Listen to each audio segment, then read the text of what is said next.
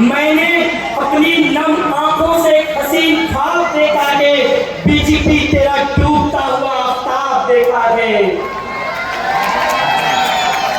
दिल वालों की बस्ती में एक कलंदर काफी है, 100 नारों में एक नारा हैदर काफी है। चाय पिलाकर झूठ सुनाकर कब तक बहकाओगे जालिम, तेरी नींद उड़ाने के लिए हमारा अकबर काफी है।